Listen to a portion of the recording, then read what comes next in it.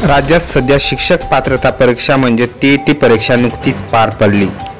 दरम्यान या परीक्षेचा पेपर फोडण्याचा प्रयत्न करण्यात एका मोठ्या टोळीचा पर्दाफाश करण्यात आला।